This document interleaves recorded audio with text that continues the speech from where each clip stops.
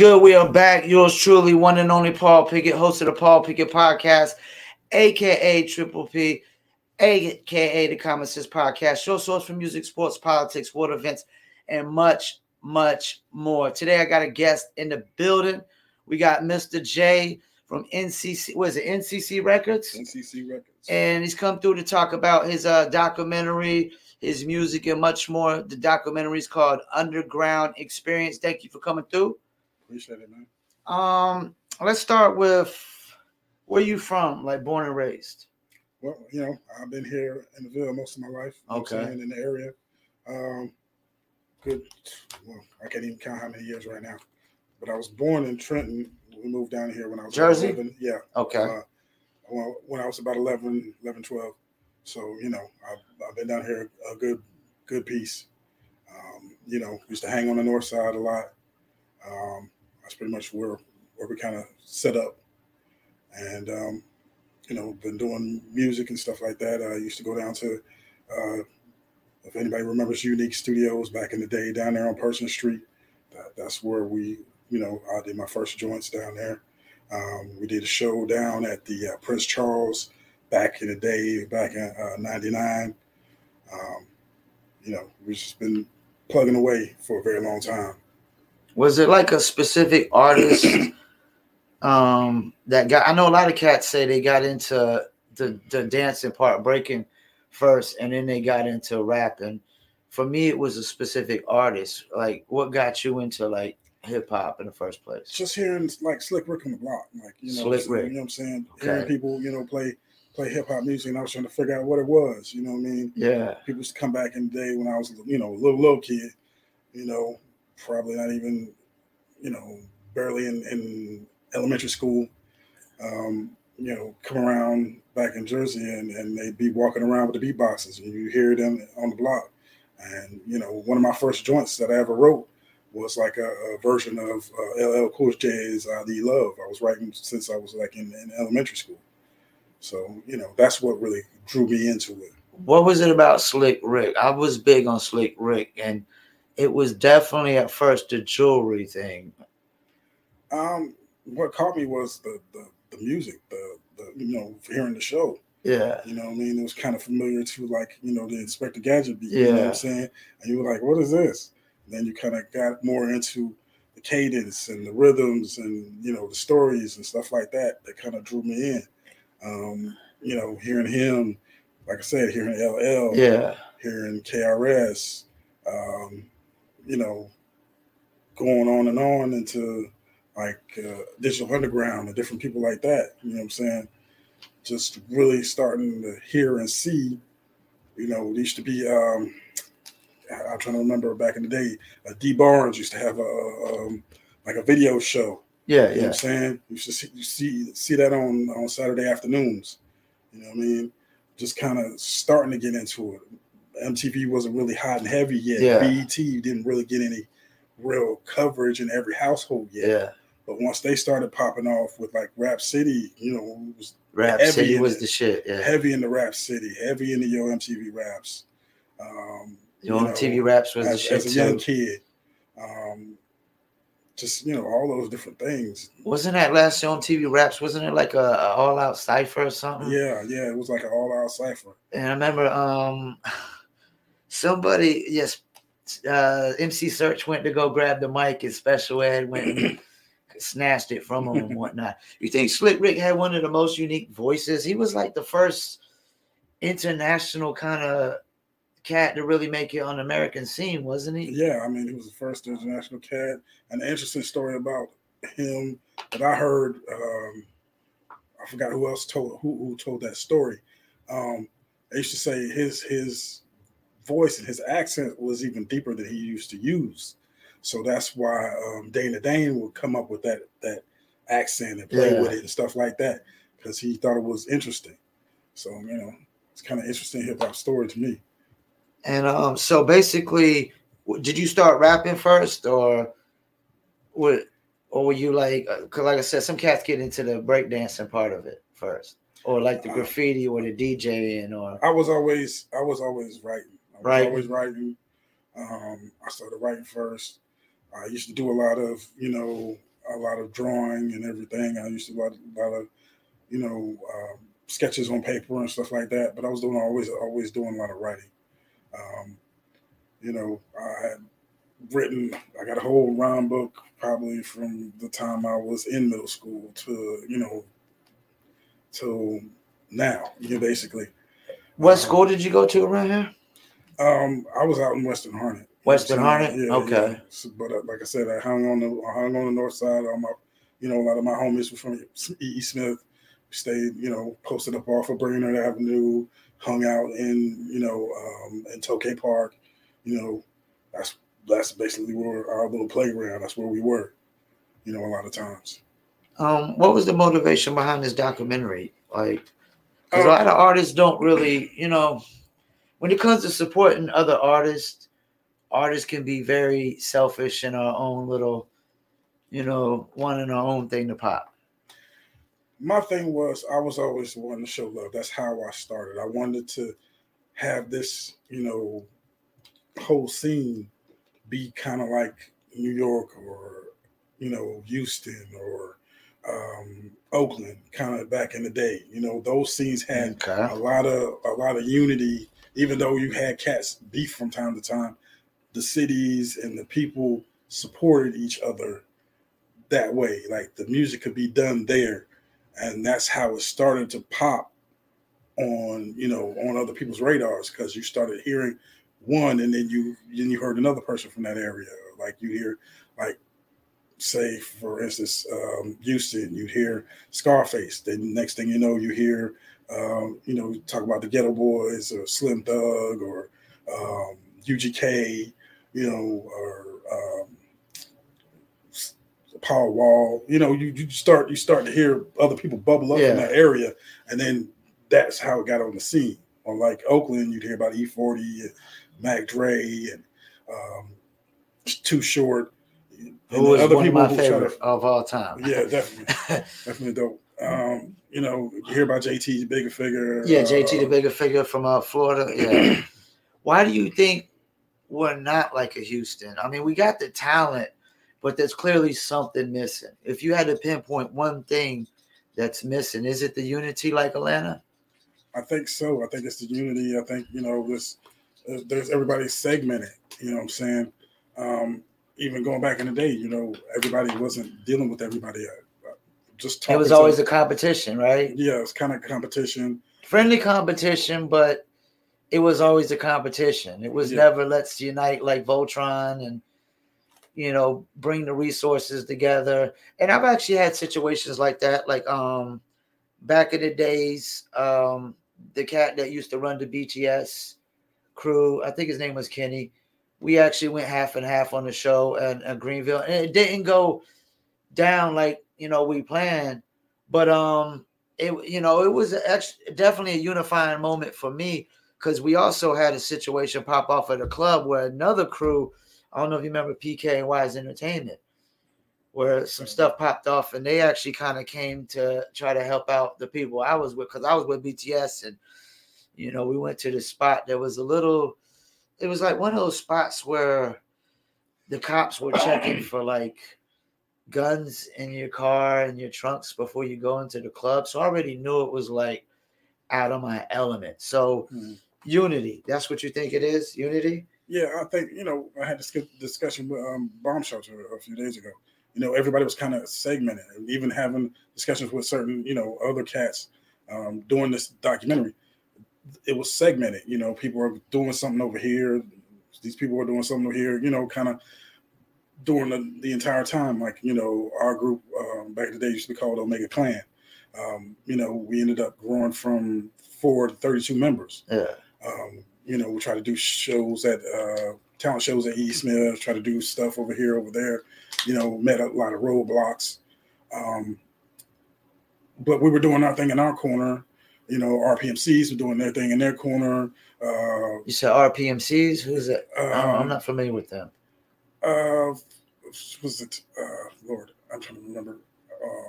I believe. Are they from your side of town? No, I think they were kind of like Westover area. Okay, that's where my sister went to school. Like I think. And if I'm not mistaken, that's where bomb shelters went to school as well. What you call it? At one time,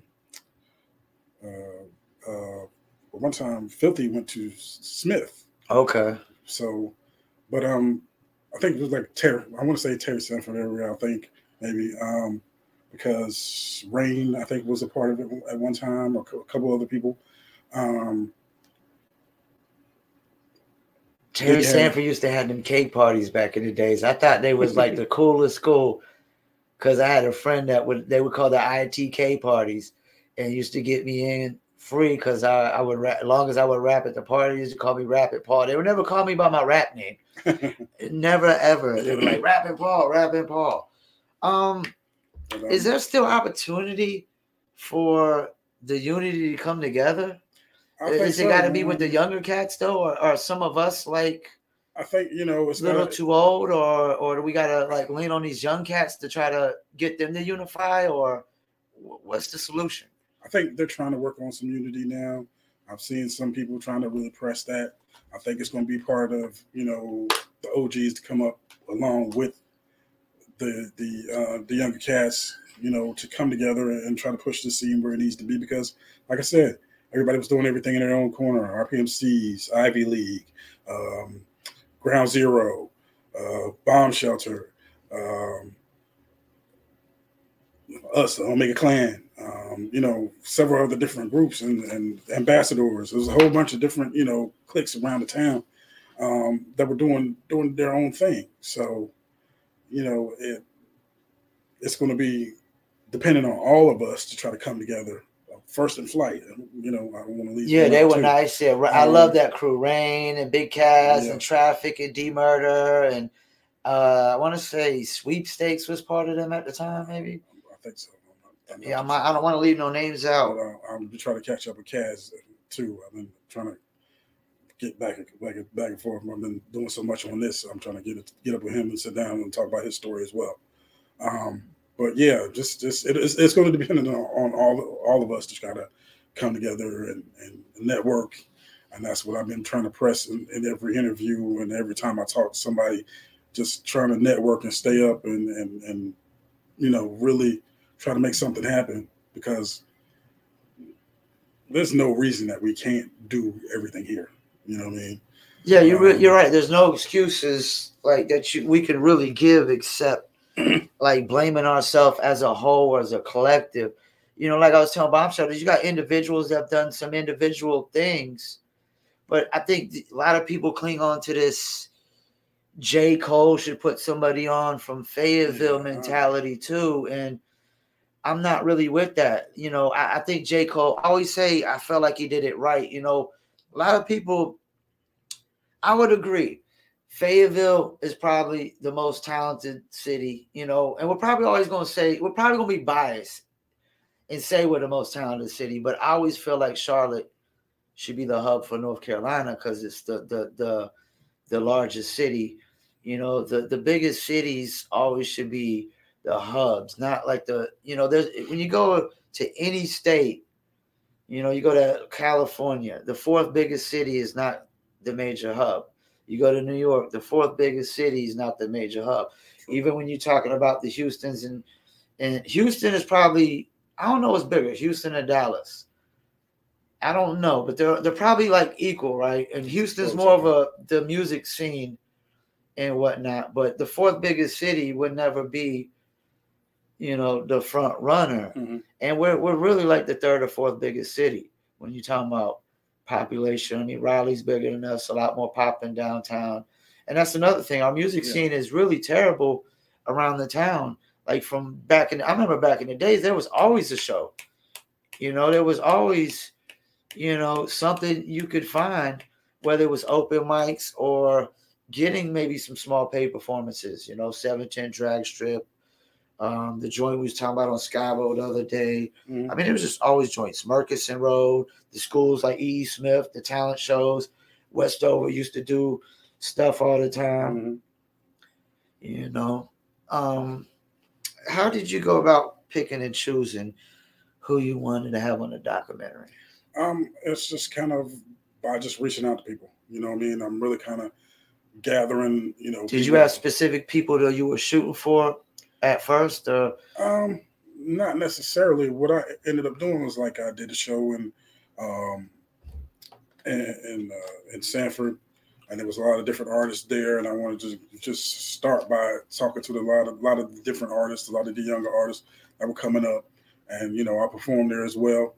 I did a show in New Bern, talked to an artist there, and just decided certain people that I could get up with, and certain people that I was trying to, do certain things with. I'd sit down with them and try to catch up and try to find out what people were doing and what their thoughts were on the scene and what their thoughts were as far as what they were doing and how they feel about, and what were they saying? Some people, the older cats, sometimes they're not as connected to the scene. Yeah. The younger cats are not as connected to the older cats, so they don't understand the history. And let's talk about that. That's the problem, right? Yeah. Like, I always have this problem when I see old schoolers just shitting on the new generation of talent. I feel like you can't just keep shit talking them and trash talking them and talking down on them. I know there's we all in our era, it was the thing to always shout out names that were before you. Yeah. And it seems not to be a thing nowadays. And us older cats or old schoolers, we'd be like, oh, y'all ain't showing love to the people before you. But I asked myself, were they really influenced by our generation? And I don't think they were. Indirectly, yes. Directly, sometimes no. No. Yeah. It just There's depends a disconnect, right? It's a disconnect. Some of it is by default. Some of it's by design. Like, you have certain entities that want to keep people disconnected because it serves their purpose. You know what I mean? It makes it easy for them to kind of keep these people, pigeonholed or keep them under a certain type of control because they could get whatever they want from them. Yeah. You know what I mean? If they don't know the history, if they don't know the people to talk to, if they don't know the right folks to go to kind of, get some kind of knowledge from, then other people can come in and tell them whatever they want. But definitely shit talking them ain't gonna get you love. Get them to show love back, And it's definitely accountability on both sides, I would say.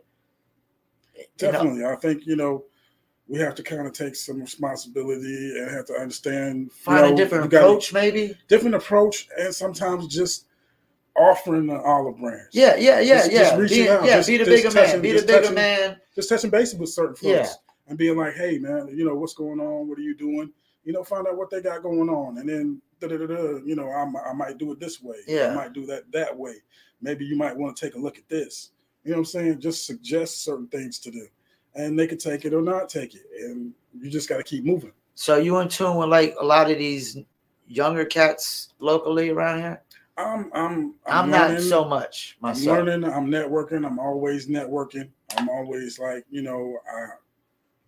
don't know everything. Yeah. Nobody knows. Yeah. Nobody knows everything, but customers never always right. Exactly. You know what I'm saying? I always say, nobody knows everything, but everybody knows something. Yeah. So that's why you need to network. That's why you need to try to stay plugged in and try to reach out to certain people and just, sometimes show up to certain spots when you can, try to do certain things when you can, trying to invite certain people over to different things when you can. That goes back to that thing I was talking about when I was saying, I wanted to kind of be like New York because there was a transfer of energy, a transfer of information, a transfer of culture. You know what I'm saying? When they talked about Freddie going to downtown clubs and inviting, certain punk artists and stuff like that, Debbie Harry or whatever, up to Uptown to go to the Uptown clubs and stuff like that. It's just that kind of networking, that kind of transfer of information and culture that's got to happen so that things do pop off the way everybody wants it to, because it's a benefit to everybody. The thing I've always said about North Carolina, North Carolina in favor, because we got the universities, we got military spots. We have a lot of versatility. We've always been when you go to up North Carolina, it was more like boom bap, underground, and you get further down south, we were kind of more crunk, and we kind of were like the best of both worlds. And then I remember going up to New York for the first time and literally hearing them try to sound like us down here. What did you think about that shift in that sound? Did it upset you any? It upset me. I'm not gonna lie. It had my stomach turning. I wanted to throw up. I just want to throw up in my mouth. Like, what am I hearing right now? Like, I'm in New York and I'm hearing, Waka Flocka Flames and Frenchie, and I'm like, I can't be in New York right now. I gotta be. Where the hell am I? Yeah, you might be on Long Island. I thought. Yeah, I didn't know where I was at. What happens is, like I said, certain things about default, certain things about design. I think it was they saw our success. Yeah, they saw the success of Atlanta. They saw the success of the sound that was and try to copy bad. And the cop is what happens. Copy and paste. It's part of the industry effect. Copy and paste. Well, this is what's selling. We don't want to hear what other people are doing because guaranteed, it's always been a commercial lane, and there's been an independent lane. Yeah. The commercial lane is going to sound like whatever's popping, whatever's popular, whatever's whatever's selling. 90s, but the independent lane, it was a little different though. Some cats was underground and mainstream, like MOP. Annie Up wasn't like really designed to be a mainstream radio hit. It just the reaction it got. It was even a club hit, and sometimes it's not like in the club. Like, I don't think 50 Cent intentionally said, I want to be a pop artist. But his records got so big, they were pop songs. Like, I was literally brought into hip hop by a cat that you could say was hip hop and pop, but it wasn't intentional. Heavy D and the Boys. It was just the songs were so popular and so clean. That's the thing. The clean, those super clean hip hop. New Jack Swing kind of production. Yeah, those super clean hip hop songs can always switch over to pop and whatnot without you intentionally. Do you ever frown on cats when it just like accidentally goes pop? No. I think some people do. They're like, oh, he's pop, but it wasn't. You could tell they didn't really attend that. It just because we had that thing, especially in the 90s. They had that thing, keep it real. You got to keep it real. It's still like that today, though. And it wasn't real. It wasn't. Yeah. It was, people did things to go pop because they saw it was selling. And during that era, it's an evolution because, the corporate world didn't have that control over everything that was doing. They were just sinking their teeth in because before they didn't want anything to do with it. They thought it was a fad. They thought it was out of here. We got how much seconds? They didn't think it was gonna last. It's like 15:49.995. Yeah, they'll be out of here. But once they were able to get their teeth into it, now they change it. Now it's got to be marketed to this group, that group, this group, that group. We can check off all the boxes. But, some people do that. Some people don't. It's, and sometimes you get these movements that are stronger than whatever the corporations are trying to put out there. Did you see what Karis once said about the very first hip hop label, though, which was an independent label? Like, they really dropped the ball because even they didn't know what they had. They didn't know what they had, and then they started letting all the white labels in and stuff like that. And they really had a monopoly on it at the time. I remember talking about Sugar Hill. Yeah, they had a monopoly on it, and they pretty much didn't capitalize, And I think he was saying they were jerking the artist over as well, too. Which we know that's always been a thing. And that's actually starting to come back in validity more with Kanye and stuff, bringing in these label contracts and whatnot, which we've always known. I would say they're worse today than they were in the 90s, though, because the 360 deal. Yeah, 100%. They're taking money off of things that they had no part of creating. Yeah. And not even just creating, just because you invest in my music, I might have got my merchandise popping myself. You know what I'm saying? You might not have never invested a single dollar into my merch, and then you getting percentages off my merch.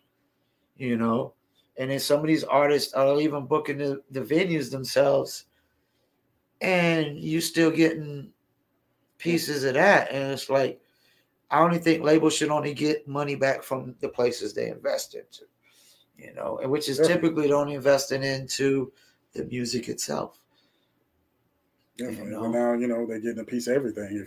Even if you're a movie star, they're getting a piece of that. They're getting a piece of your commercial success. They're getting a piece of, you know, any kind of thing. But, you know, they're not necessarily the first ones to do it. Disney, you know, themselves had, I don't even want to talk about 360 deals, you know, individual kids who were, you know, if they were part of shows and they could sing, they were on Hollywood Records, which Disney owned, and then the part of the movies. So they were all through that product. That's how all the talent shows are too. The like America's Got Talent and all that. We had a group, doo-wop group, get on the sing-off. I think it was the sing-off, and they got no money from any of the streaming. And then I think they ended up getting paid to go on tour towards the end, and that was it. But they were getting such small quantities. Like, okay, what's the goal with this documentary? Are you going to be like putting us on Tubi or anything of that nature, or any like movie streaming platforms? Yeah, that's what I'm working towards, putting it on Tubi, Amazon Prime, trying to get it out here to, you know, all the film festivals and things that I can, you know, submit it to, just to get that wide exposure of all the artists and all the people, you know, who are involved in it. Now, is Black Watch is in that one movie? I forgot the name of it, but is that movie on Amazon Prime? Do you know? What movie is that? I don't know the name of it. So, movie with Black Watch. They just had a release party. I think I saw. I think they're on Tubi. I think they might be on Tubi. I was just in another small independent movie on Tubi called Savage Genesis. Okay. Which, you know, my song "Trolling for Nothing" is in. So, you know, yeah, Tubi's opening up some lanes. I was in another movie. Well, you know, just kind of like a background, but, you know, we had a showing down here that I hosted and set up back during the pandemic. So, you know, it was kind of iffy there, but it's called The Herb Train. Shout out to Cayenne, the Lion King. He did that movie. So, you know, and I was glad to be a part of that. I was also part of a movie called Tales from the Dead Zone. We're still waiting for they're waiting, I guess, to finish up post-production and everything on that to release it properly. My video, Savage, is supposed to be in that movie. So, how many people are you gonna probably have on this documentary altogether? We're looking at, well, I've got probably about 5, 6 different people. Are you typically asking like standard questions on here? I'm really trying to get people to kind of tell their story. I'm not trying to do really just kind of question and answer things. I'm really just kind of getting people to kind of tell their story, and then, you know, maybe ask them a couple questions about how they feel about the scene, and stuff how like they feel about, you know, their part in it and what they see going forward, you know, and just basically what they're doing. Are you starting to see, like, I'm starting like Bomb Shelter, you know, re-releasing the album, doing interviews. A lot of people, somebody was saying they hope that like lights a fire under some asses. You think, you know, we can start doing that? I think so. I think it's important. You know, the streaming market has changed the way people can do music and put music out. So, you know, it's important for people who, you know, if that's your passion, that's your fire, don't let it go out. You got time, you know, the game has changed. There's no such thing as, you know, it's just young boys. Y'all old folks need to sit down somewhere. Nah. Yeah. There's a lot of that going on, right? A lot of that going on, right? It's not that. It's a lot of that going on.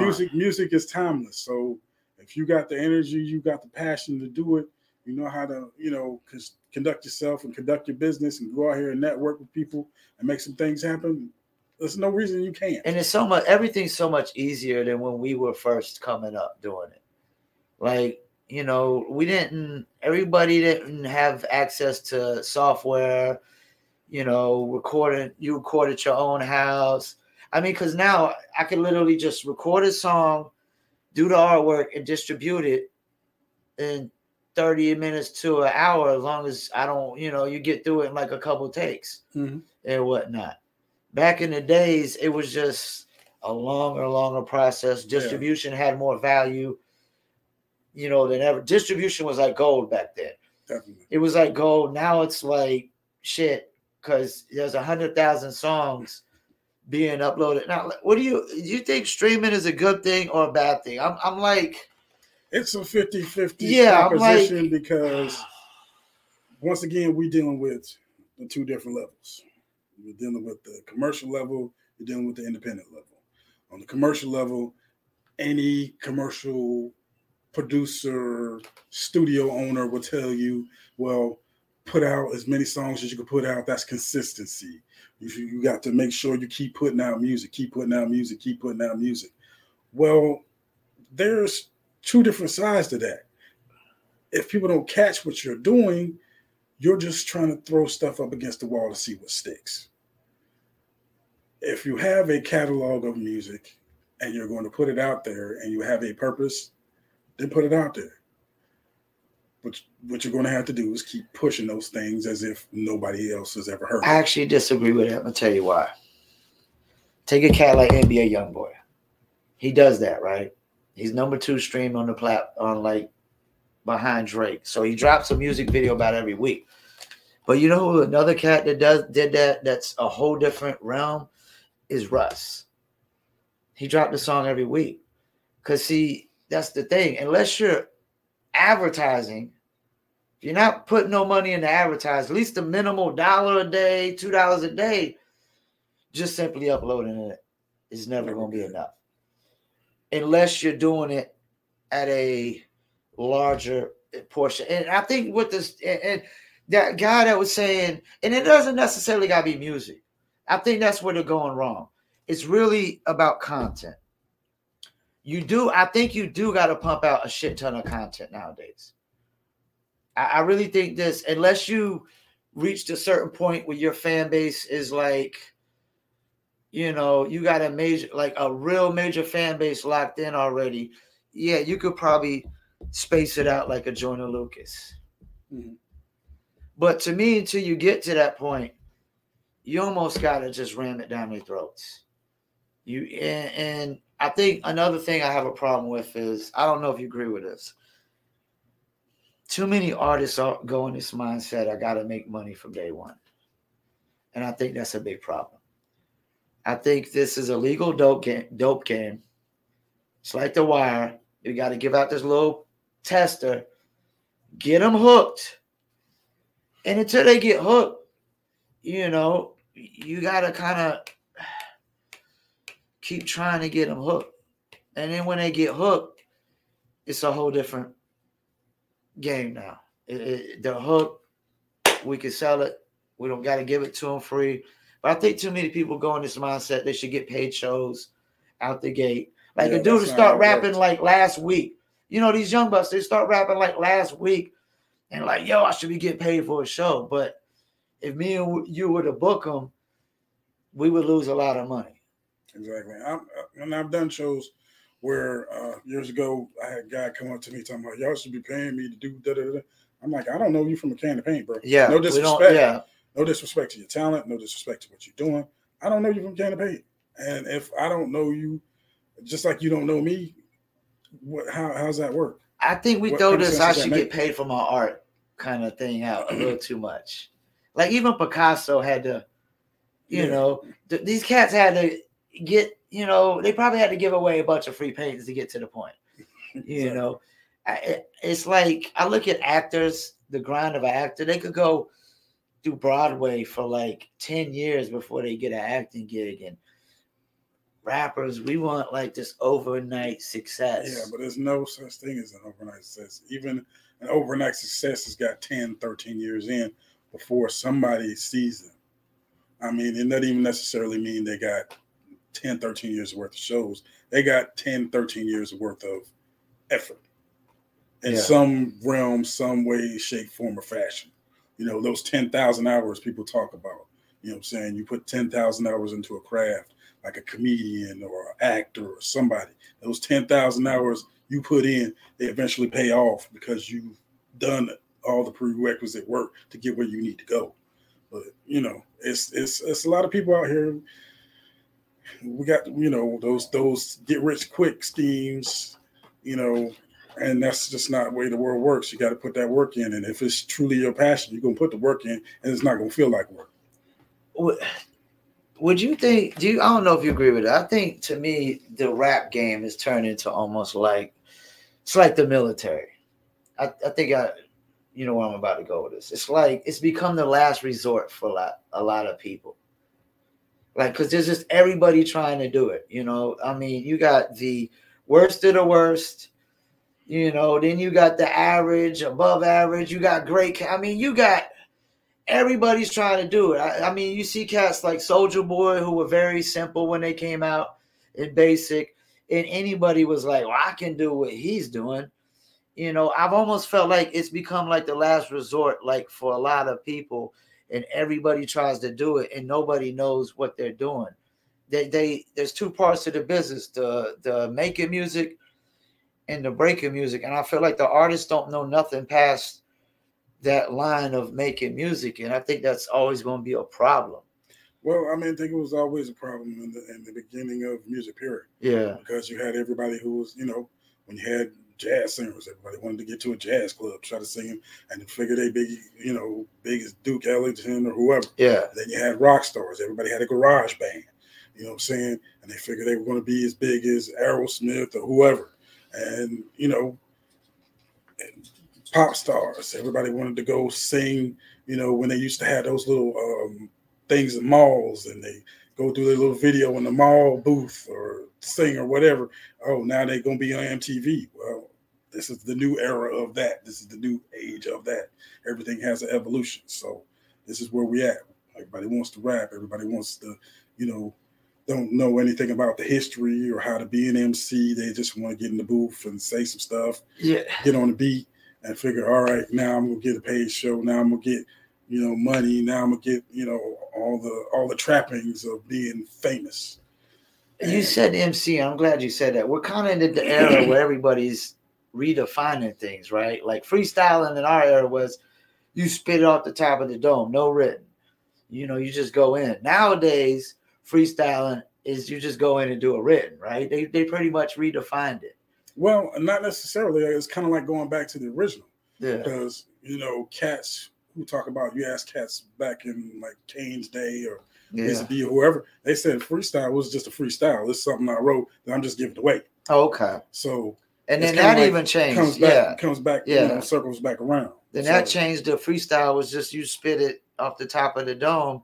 And then now freestyle is just you go in and spit it whenever they tell you to spit it, basically. Why do you think hip-hop is the only genre that frowns on ghostwriting? Because it was supposed to be from the streets and the original. You were supposed to be able to do your own thing. That was the only thing that was do it yourself. The narrative was everybody didn't have a set of drums. Everybody wasn't didn't have supposed to be original though. Hip-hop was sampling from the get-go. Yeah, I mean, there's a lot of sampling, there's a lot of things, but what the thing was we took something from somewhere else and made it into something else that was our own. Yeah. And it was supposed to be I would say it was supposed to be your feelings and your thoughts. Yeah, it's supposed to be do it yourself, 100%. Yeah. And that's why people frown on ghostwriting, because it's like, okay, I'm not listening to you. Who are you? I'm listening to somebody else. But why would it be any different for any other genre, though? Just because hip-hop from the streets, why would that make it where it has to be so much more authentic? Music is music, and, if it's supposed to be an expression of thought, shouldn't all of it, like, kind of be looked at the same way? Because, Dr. Dre, probably the greatest producer of all time, with two of the best albums of all time, didn't write a single word, probably. Yeah, but in his But defense, do we hold he's that not against claiming him? no, because he's not claiming to be an MC, and he's not claiming to be the best MC. Well, okay, I'm glad you said that. Do we sometimes try to put the MC label on people we shouldn't? Like, I remember when what's his name? Oh man, what's my man's name? Post Malone first come out. People like, yo, Post Malone ain't spitting bars. He ain't doing this. He ain't doing that. When the hell did Post Malone say he want to do this and he want to do that? Like, why would we just assume Post Malone wants to be an MC, cares anything? Post Malone said himself, he's a rock star. You know, it's like, do we sometimes try to put the labels on these people? Like, why they ain't spitting bars? Why they ain't doing this? And why they ain't doing that? When they might not want to put those labels on themselves.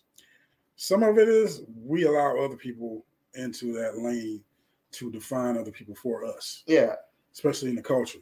Like you shouldn't be able to speak on it if you're not a student of the culture.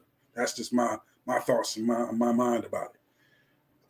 I can probably agree with some of that. People try to define the artist for us, and we kind of go with it, and that's not really what it is. What he wants to be. And that's the thing. We got to always remember, like, because people be like, well, he's selling out. How do we know he's selling out? Because we say he's selling out. Maybe that's what this cat wanted to do. Like MC Hammer, for example. They would say they used to MC Hammers to sell out this, that. Yeah. Nobody would say that to MC Hammer's face, though. No, because they knew better. They knew better. But the thing is, that's part of that keeping it real, and some of that stuff went wrong. Yeah. The reality is, MC Hammer was probably the biggest provider, the biggest employer for Oakland from '89 to '95. There's no bigger employer. No, yeah, you're right. He put a lot of money in a lot of pockets. A lot of money in a lot of pockets. Take the whole hood, put it on the bus, and then put it on stage. Yeah. Like, you know what I'm saying? And people had to go back and kind of atone for that. Yeah.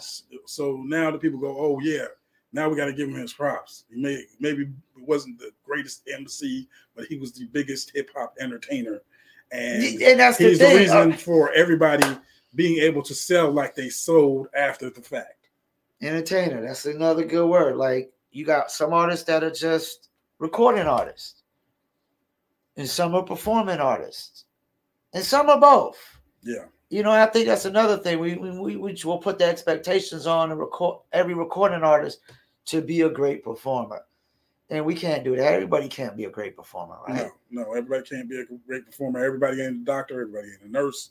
Everybody ain't a practitioner. Everybody can't be KRS-One, you know. Woo, that's the sound of the police. Everybody can't be that, right? Yeah, nobody can't. You know, you got to be who you are, and that's the other thing about, you know, definitions and putting different labels and names on things. You know, I talked to somebody else about. You know, these lists that are going around. Like what list? Who's the greatest list, or even the local list, local NC hip hop list, MC list, and who's the selling list, and all this stuff. I was trying to say, you know, what is the criteria? What criteria are they using?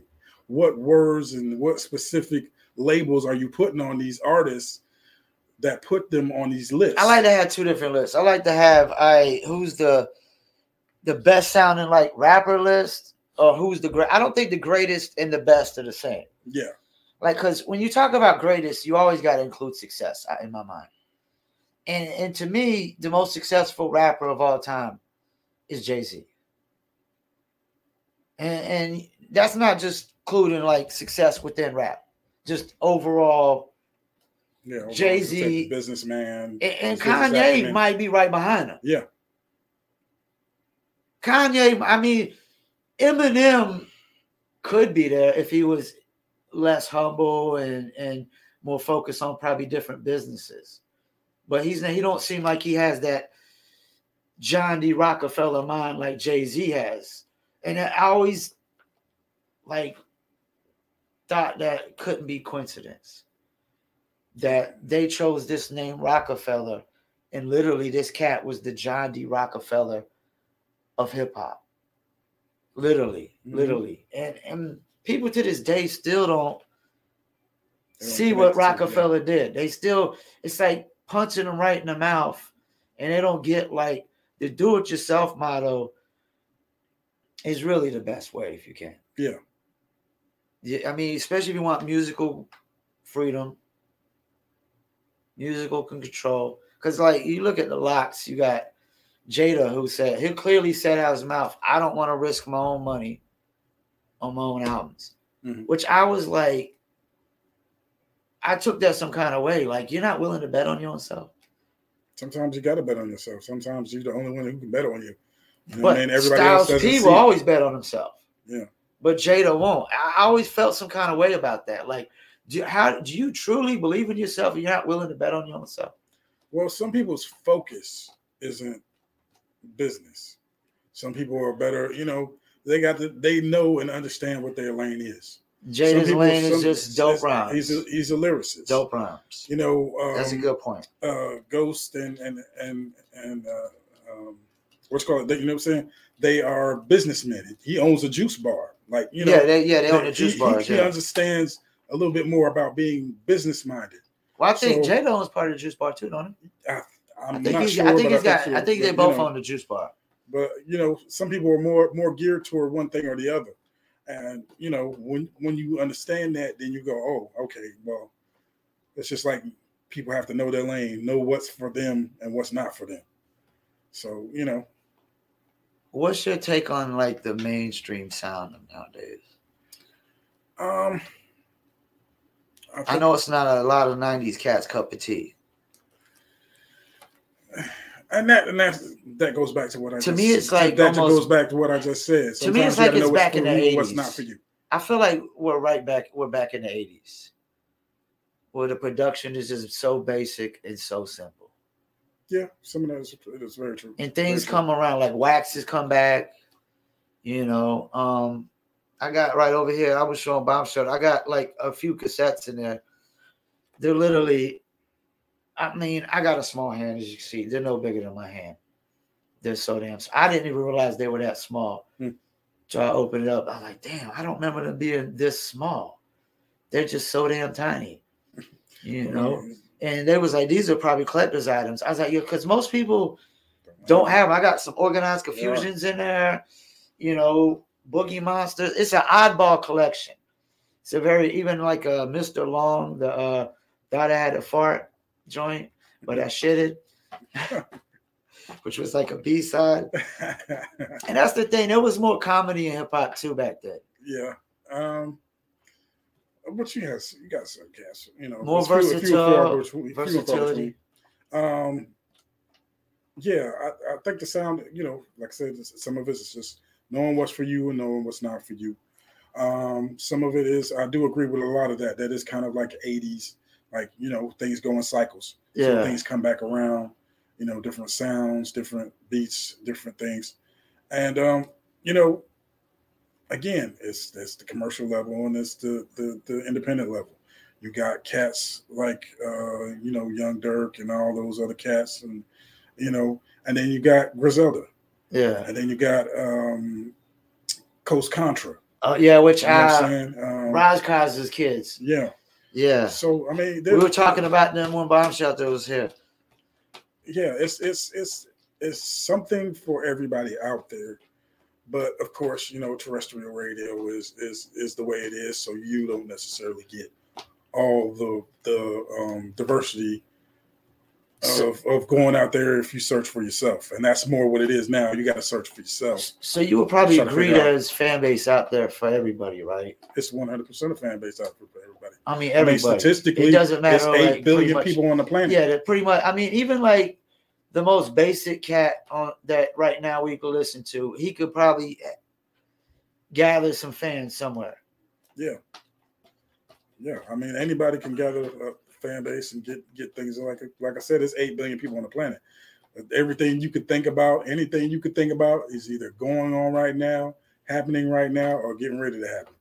So it's something for everybody out there. You said you want to see Fayetteville turn into like a Houston. Yeah, the scene, definitely the music scene, because I think, if you can get people to kind of network together, you can have that kind of thing happen. I mean, do you really think that's possible? I think it's 100% possible. I think it's only it's to the will of the people, to the will of the folks to. I mean, because I think there's things lacking besides just unity. Like words like ambition, determination. Like this. The thing I realized is when you're trying to make it, it's got to be a daily job, even when you're not getting paid for it. You can't just say, like, I'm not getting paid today, so I'm not going to do it. We have this motto in my circle. It's called Don't Watch Us Work. It's like you work an artist on radio. If you get an artist radio play in Charlotte, a Fayetteville artist radio play in Charlotte, and if they're still in Fayetteville, why they're getting radio play in Charlotte, then they're watching us work. Mm-hmm. And I think that's a problem is a lot of artists, I see it all the time. They'll pay people for music promo or marketing and advertising, and they just sit back and do this. They just watch. They don't realize that if I'm working your YouTube and people are commenting, it's your job to comment. Like how much it is, like, because there's no college course on how to do this shit. Mm-mm. There probably never will be. You'll probably never be able to go to Harvard and take, hip hop marketing 101 or how to break a song 101 because there's no one shoe fits all that works for some people. Make it on TikTok, some people make it on YouTube. You've had the SoundCloud rapper days. There's African rappers and musicians killing it on Audio Mac. I can't figure out what they're doing, how they're doing it. But they figured out Audio Mac, and that's like the hub for all these African rappers. They love Audio Mac, Mm-hmm. Some people make it on Instagram. Touring is always, I think, in my mind, going to be the number one. Yeah, I think the thing is they have to know that you've got to go out here and go on podcasts, go on different interviews, go out here and even if it's open mics, you got to go out here to the open mics. At least to keep your skills seasoned, right? Yeah. You can't just you got to stay on point, right? Yeah, and if you're putting out money for something to get your name out there, why aren't you putting out money to figure out, okay, where do I need to go to get on a stage and to go out here and perform, not just in your state, but outside of your state. I've done shows in Rhode Island, up and down the East Coast. I'm hoping to, maybe do something in Florida because, I've networked with some people down there. Just networking with people opens up doors that you didn't think of walking through. Hoping to do something in Denver or something sometime this year, possibly too, with some other artists and get that together. But you've got to network. I got a good question for you. Like, there's a lot of people 50-50 on this. What's your opinion on artists paying to open up for major artists like that they fit with? They fit with? Yeah, like you pay. Well, you wouldn't, like, if you're a 90s hip hop cat, you wouldn't pay to open up for like NBA Youngboy. But like paying up, what's your opinion on somebody like you paying to open up for like a Raekwon? I think it would make sense. It would make sense. You know what I'm saying? Thank you. But you're not paying for, like you said, you're not paying for NBA Youngboy. You're not paying for Lil whoever. If you were kind of, well, a lot of people frown on more lyrical rapper, you're not going to do that. Yeah, a lot of people frown on because we go back to that I should get paid for my art thing. Now, a lot of people don't know. For you young whippersnappers out there, Tech Nine paid to get on the Insane Clown Posse tour. Mm-hmm. Which is a fanatic kind of tour. And that's the thing. If you're getting on a tour that has fanatics you fit, yeah. It makes all the sense, right? It's an investment, and right? Your investment, and you're doing these subsequent things after the fact. Before the fact. Yeah. To get your name out there. to make sure it clicks. To tap into their fans. It's like an opportunity to tap into their, at least a portion of their fans and try to win them over and whatnot. I got another question. Bomb Shelters asked me this. This is going to be a standard hip hop question now. Shout out to Nervous Wreck. If an alien life form landed on Earth right now, when I answered this question, I didn't have an answer at first. I was dumbfounded. If there's one song that you could play to basically tell the story of hip hop, what song would that be? And before you answer, Nervous Wreck said Juicy from Biggie, which is I thought was a good one. It was all a dream. Used to read Word Up magazine, all that good stuff. Friend of mine said Shook Ones. I didn't know what to say at first, but I thought about it. I said Tupac Old School. That's a good one. What more can I say? Wouldn't be here today if the old school didn't pave through it. Yeah. I go with I Used to Love Her. Common? Yeah. I love it. I love it. Who to me had the best diss track ever on Ice Cube. Yep. The Bitch and You. Yeah. Yep. Rappers turn actors. You think rappers need a lot more rappers need to do things like that? I mean, we all need a second, like everybody needs a second third, thing, fourth, right? Second, fifth, third, fourth, fifth, 16th hustle. Yeah. Like we all can't just rap. Yeah. There's a working rapper class. Yeah. That's what it is. There's levels. Hip hop's putting out some good actors, right? Yeah. Will Smith, Common, Ice Cube, Queen Latifah, Method Man. Method Man's killing it. Yeah, he's killing it. Who else am I missing? Mos Def, who changed his name. I know there's some. Ice-T, the great Ice-T. Shouts out to Ice-T. 20-something years got along a running with joke, man. Me and my brother got a running joke about the Ice-T stuff. Man. What is it? Always doing the horrible impression. You know what I'm saying? Always talking about, I'm gonna call my rep, man. I'm gonna get my rep. Y'all trying to write me up? You know what I'm saying? Give me a 5-day rip. You got plans for new music?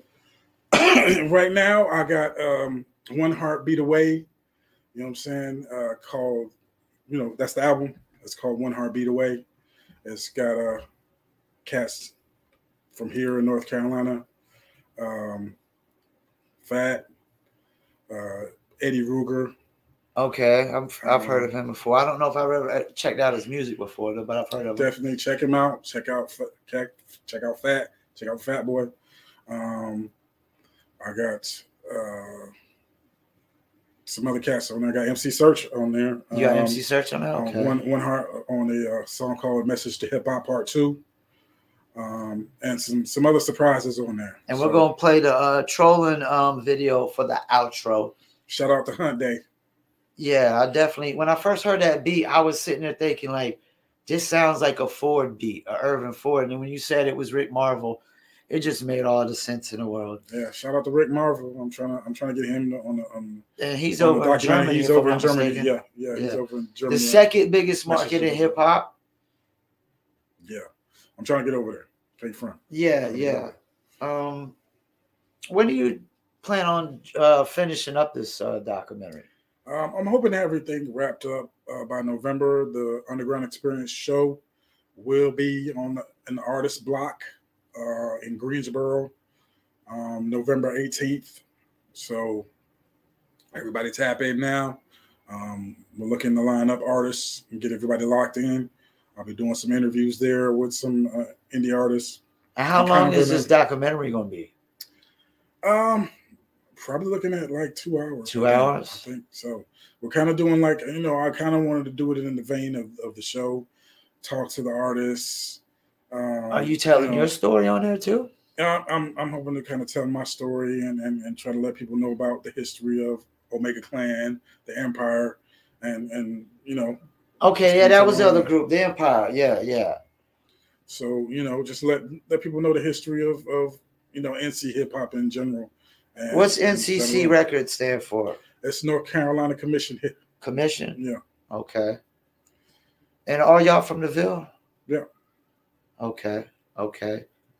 So 2-hour documentary. It's definitely a good time for the documentary game right now. Yeah, it's definitely a good time because, there's so many different outlets to get your story out here. And I really got inspired by, like, the cats I told you about, Tef Illuminati, who did Savage Genesis, which I was in. Go check that out on Amazon Prime and Tubi. Check it out. And Cayenne the Lion King, who, did The Herb Train. That's also on Amazon Prime. Just to see somebody do it from North Carolina, see them two cats do it from North Carolina, I'm like, well, what's the reason for me not to be able to do something from here? Not to be able to try and record a story. Well, what's the most central story that I'm a part of? What's the biggest piece and the biggest passion that I have? And it's hip hop, and it's hip hop music in North Carolina, and the history of some of the people that I've networked with before, and the fact that I'm celebrating 10 years of a blog where I've interviewed artists from North Carolina to Prague. And what's the name of the blog? Blog's called The Underground Experience. Underground Experience. What's your take on Moray, man? I think he's a dope cat. He's doing his thing. I guess there's a lot of controversy around. He wanted to kind of reach out to other artists, and some people are saying, it wasn't necessarily him. It was I've heard some things about whatever. The label didn't want him to do some features and things of that nature during COVID, which didn't really make sense to me because they couldn't do shows, and they literally broke him during COVID. And we definitely need him to succeed, right? Yeah, I mean, we need everybody who can from the city to be able to succeed because it puts more light on the city. It puts more, people who are interested in trying to find out the talent, not just the talent in hip hop, but the talent that is going on. Talent like yourself in the podcasting game, talent like, other actors and, other people who are doing different things, artists around the city, period. Yeah, my boy sent me a video of this guy. I forgot his name. He's got I think he's the number one podcaster in Fayetteville. He's got like a 6:30 morning show. You familiar with him? Yeah, yep. I just did an interview on his show. What's his name? Jesse Mitchell. Shout out to that dude. Shout out to Jesse Mitchell. I like his setup, and I was like 6:30. This cat is, you talking about getting it in super early. I instantly had respect for this cat.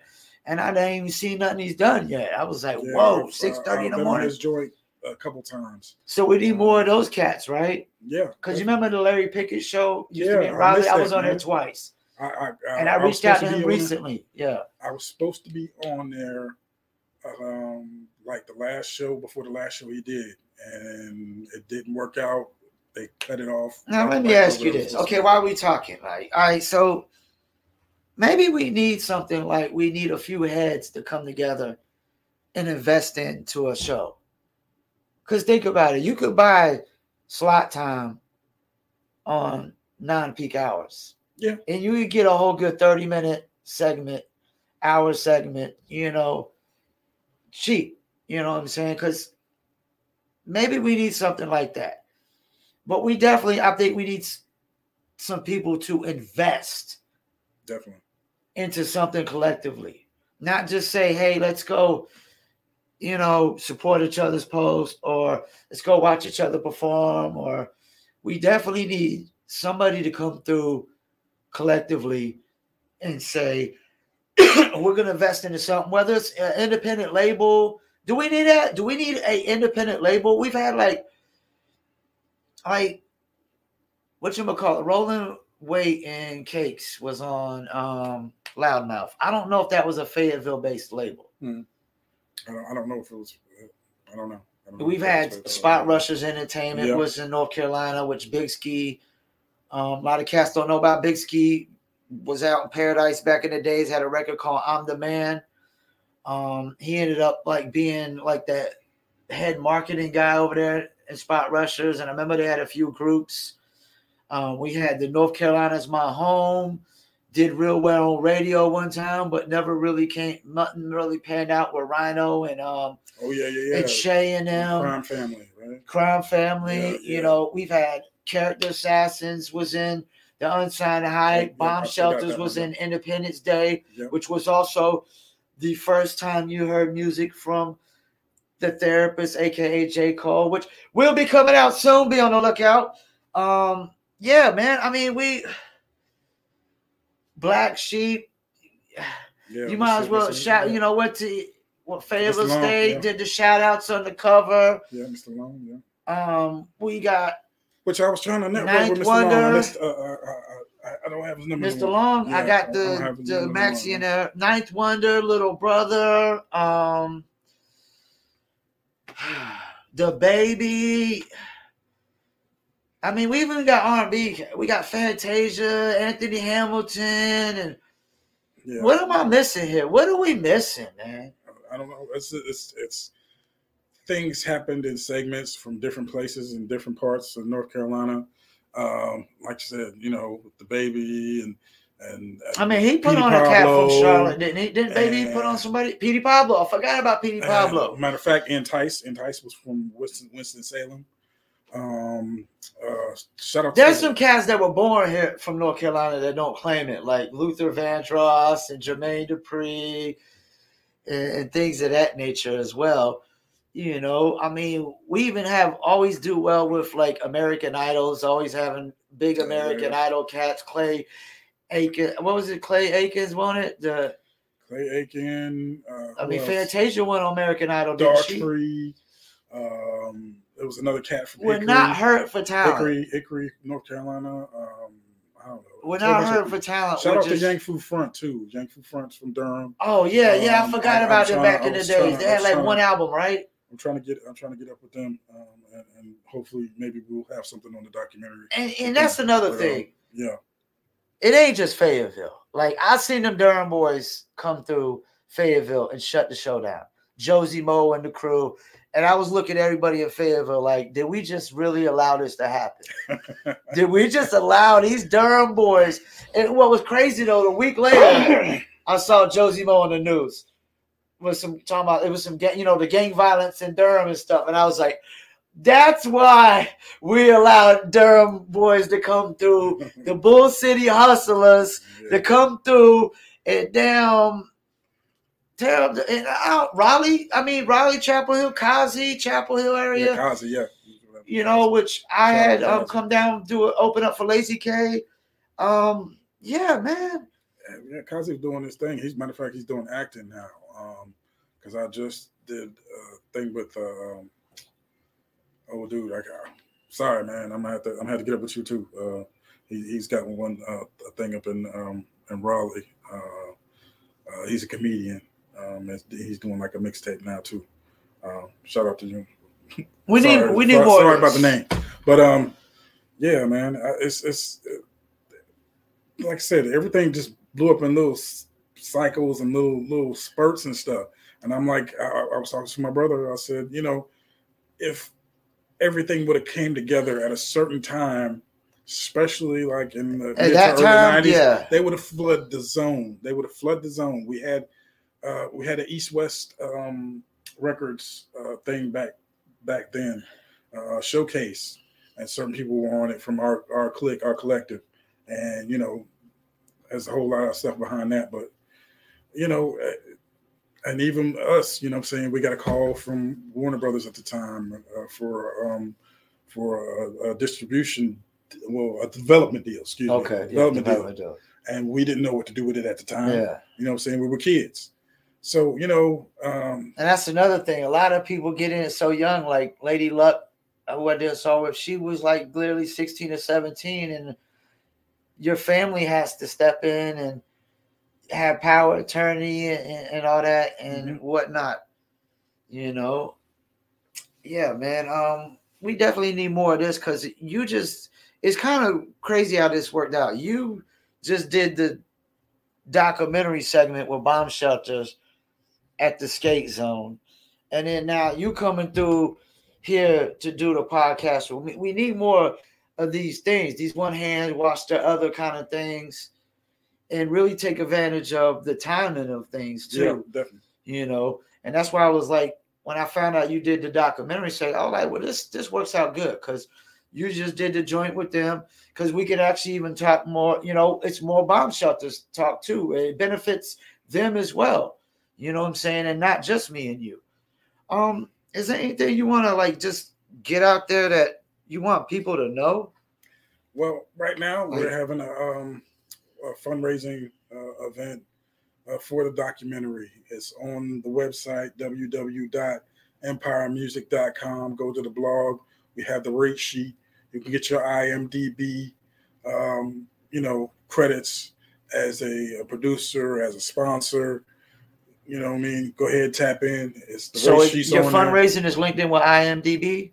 Our what you'll have is a credit once you start. Once you put your fundraising level in. And what's the credits for?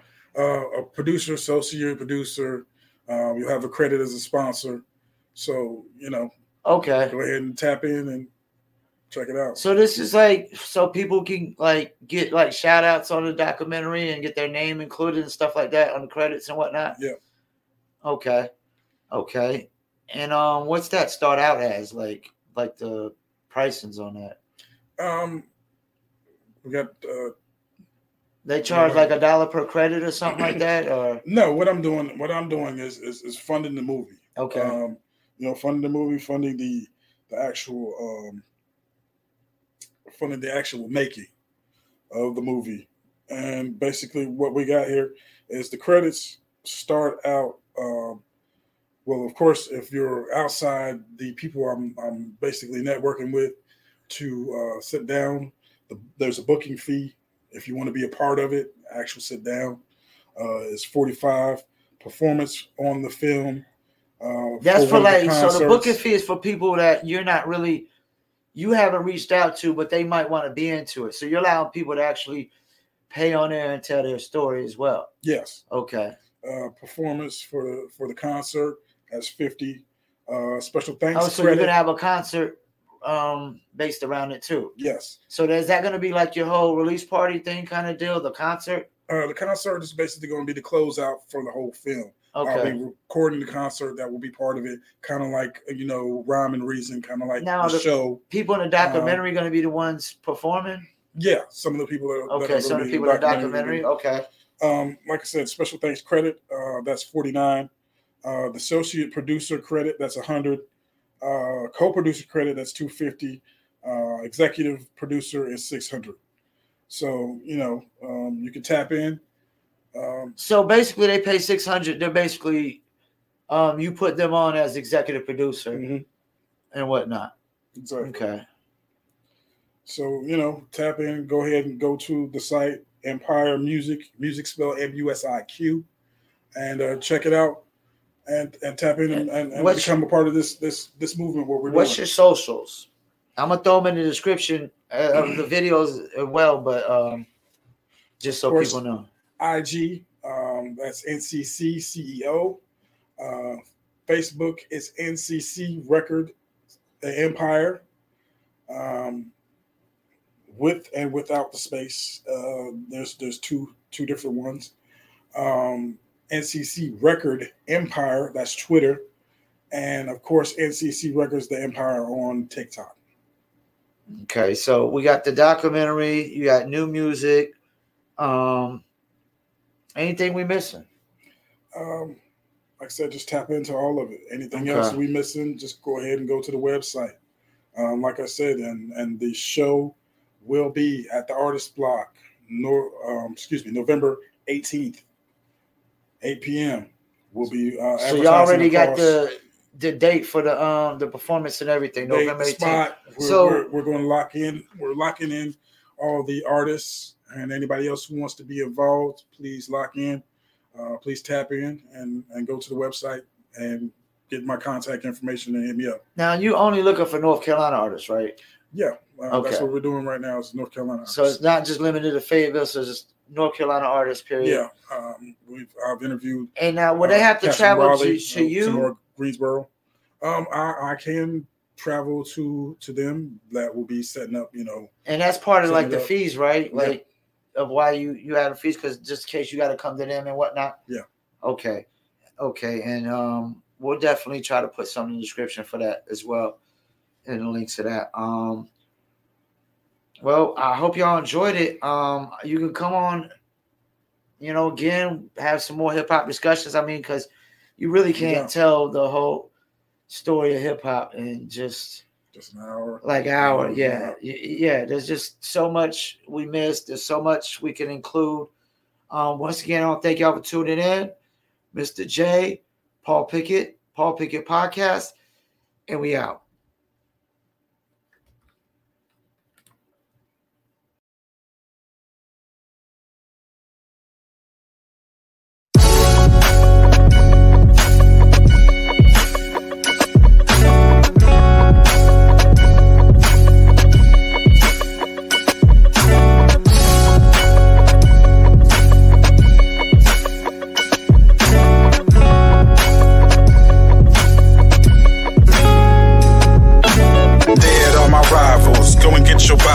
If you unprepared, this life will give you an eyeful. Too many trolling for nothing. Underwear cats out here is head hunting. Wolves with the heat, that heat will leave you slump over in your front seat. Now you got your ticket punched when you should have been up out the beats. World out of reach. Pastor giving you his last speech. All cause you beefing for a hit. Treating the game like it's like a lick. Talk slick, then get your wig split. You get one warning to stay off the strip. Next time, the bow and arrows will leave you zip. Treating the game like it's like a lick. Talk slick, then get your wig split. You get one warning to stay off the strip. I got so much to deal with. You got no choice but feel this. Our fans got hands up, yours still sit. Take them on a field trip, going to the top tip. I got so much to deal with. You got no choice but feel this. Our fans got hands up, yours still sit. Take them on a field trip, going to the top tip. Going to the top and I can't look down. I see a bunch of hate, but it's just those clowns. They hate what I make, I stay by the cake. Gotta make it shake, when you broke, you break. Never worry about what I can't control. Focused on my goals, and every day I'm praying for my soul. I got glow, I got flow. You know what you know, if you don't, you slow. These streets got no love, played by no code. Boys on the corner and they all getting blowed. It's unfair out there, no one cares nor shares. Better off being prepared, no signs of being scared. I dressed up in army fatigue gear.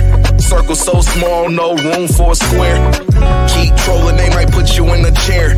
Forward focus, I'm riding till I need a spare, yeah. I got so much to deal with. You got no choice but feel this. Our fans got hands up, yours still sit. Take them on a field trip, going to the top tip. I got so much to deal with. You got no choice but feel this. Our fans got hands up, yours still sit. Take them on a field trip, going to the top tip.